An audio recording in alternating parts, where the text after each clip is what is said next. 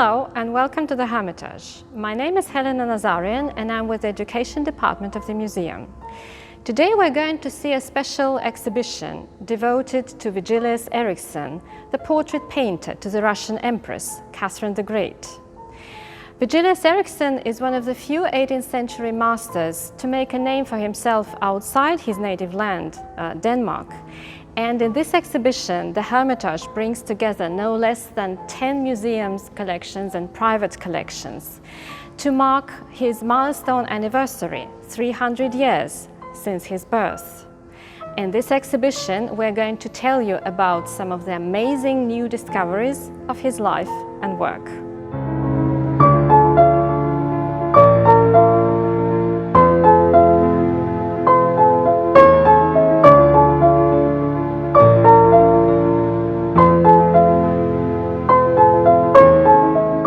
Eriksen was 30 years old when he left Denmark for St Petersburg to enjoy an illustrious career of 15 years.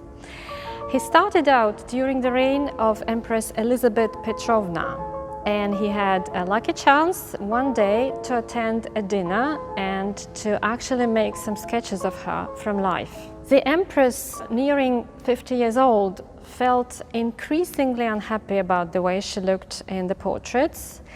And she, having seen the sketches of Vigilius Eriksen, graced him with the permission to make a formal portrait. The sketches by Eriksen in the Hermitage Museum were previously attributed to a different hand, and it is only for this exhibition that its curator, Dr. Elizaveta Renne, realized that they are by one and the same artist. It is very interesting to compare how the artist was searching for the most elegant solution by looking at the sketches and this beautiful golden snuff box with a little miniature fitted into it. And when we see the portrait itself, it is clear that he managed to combine the ease and elegance of the sketches and the glamour of the formal portrait. In the portrait, he opted for a beautiful fabric instead of a royal mantle. This is how his famous career began in Russia.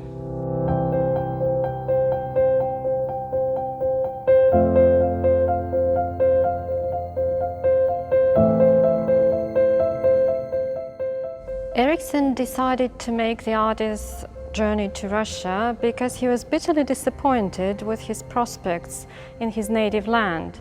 He was turned down in the competition for the golden medal. But here in St Petersburg, he created some of the textbook images of Catherine the Great. Like, for example, this one, Catherine the Great in front of a mirror. In this portrait, she's standing in a majestic pose, pointing towards the royal regalia. The artist managed to show two sides of the Empress. She looks like a charming and attractive young lady, and at the same time there is a side profile which reminds one of the coins and medals of the ancient times, in which she looks like an image of power and glory. The royal regalia shine with a dazzling shine of diamonds. Actually, the crown, the scepter and the orb were created in just 2 months prior to Catherine the Great's coronation. And the artist relishes in this shine of diamonds and the subdued silvery shades of this enormous fashionable dress that she's wearing. This is one of the most famous portraits to be created by Vigilius Eriksen. Consequently, the Empress entrusted the painter with another important commission to make a formal portrait of her son and heir, Grand Duke Pavel Petrovich, the future Paul I. The young boy is represented in his study. There is a globe and bookshelves, the allegory of learning and wisdom. The portrait must have been inspired by a portrait of Dauphin by Louis Tocqué. However, Eriksen created an original composition, and he didn't miss this opportunity to celebrate his skill and mastery. The boy is pointing towards his signature in this painting. Amazingly, Vigilius Eriksen was as much at ease with miniature work as he was with full-scale portraiture, as we can see in this iconic image in the equestrian portrait of Catherine the Great. So Catherine the Great came to Russia to marry Peter III. However, she overthrew her husband, supported by the Guards, and namely the Orlov brothers. And in this famous portrait, the artist focuses on the moment when Catherine the Great is on her way back from Peterhof to St Petersburg, having received the note of abdication from her husband. She's wearing the Guard's uniform and sitting astride a gorgeous white horse called Diamond. She's elegantly maneuvering the sword, and the artist managed to show both the regal look and posture of the rider and the horse that are walking solemnly towards the 34 remarkable years of Catherine the Great's future reign. And he also managed to show her feminine beauty by picturing her with her hair let loose, let down, showing her hat with a little oak tree twig tucked nonchalantly behind its trim.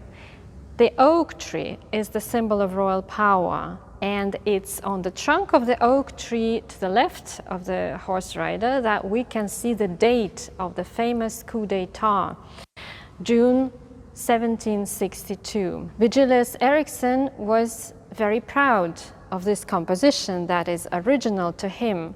He invented it, and he placed his signature down below so that the viewer can see it clearly, and it's in Latin. It goes like this: Vigilius Eriksen Danus invenit et pinxit, which means Vigilius Eriksen from Denmark invented and painted. There is probably no biography of Catherine the Great, whether in the old times or these days, that would forego this famous portrait. This commission gave him the opportunity to fulfill his aspiration and to prove that the portrait painter is as important to the court as a historical painter. The early years of Catherine the Great's luxurious reign were well reflected in the work by the Danish artist. All its festivities and masquerades, all the participants of these events were probably painted by Vigilius Eriksen. And Catherine the Great held a grandiose event in St Petersburg, which was called the Magnificent Carousel.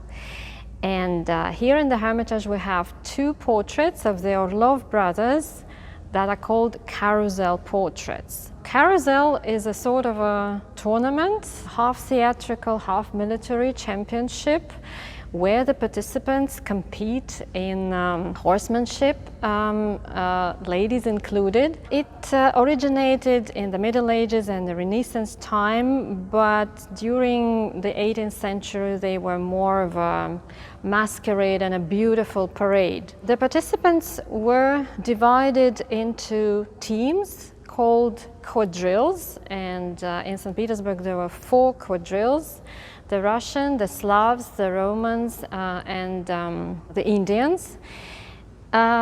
Grigory Orlov was the head of the Roman quadrille, and Eriksen represented his fancy costume, which is insanely expensive, all studded with diamonds, and his beautiful plume on the top of his head. He also managed to create a composition including the judges and the lucky members of the public to attend this event. It was Catherine the Great's Olympiad, which celebrated her rule and made Voltaire write a piece about it. It is called The Ode to the Carousel in St. Petersburg.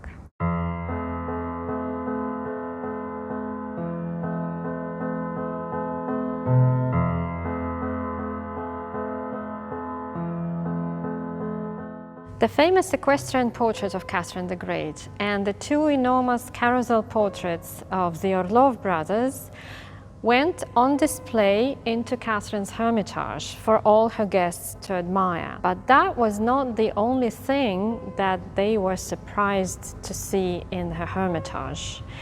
There one could also see a portrait of an old peasant woman. What a surprise for Catherine the Great's palace. It is even more interesting that the Empress had actually commissioned a portrait of this peasant woman herself. The reason for that being that the lady had turned 120 years old according to the documents, but obviously she was at least 100 years old.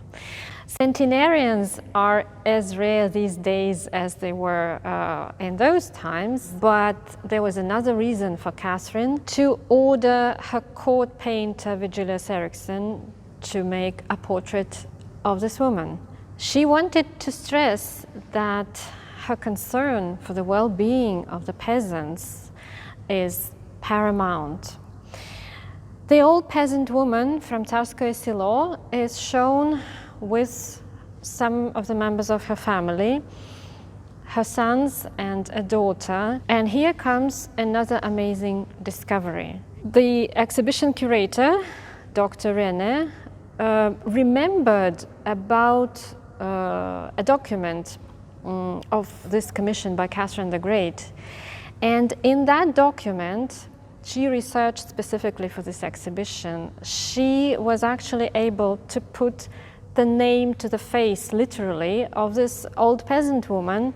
And now, 240 years after the portrait was executed, we know that this was a certain Nadezhda Matveyeva and some of the members of her family, which included 23 people, no less. A Grand Commission in Moscow, a parliament of sorts, offered Catherine 3 titles to choose from. One was the Great, but that one she rejected, saying that it is for the future unbiased generations to attest to that. The other was the Sage, and she said no, because it's only God who is sage. And the third title she was offered was a mother to her people.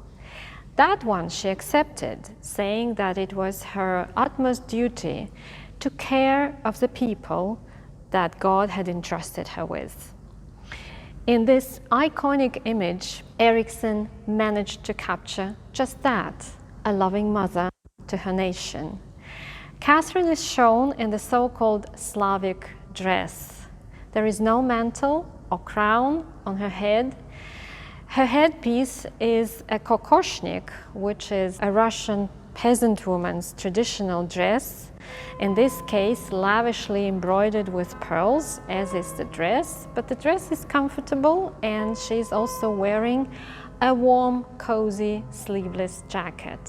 The Hermitage possesses a 19th century replica following this famous portrait by Vigilius Eriksen. Catherine the Great must have given away the original to thank somebody for a special favor.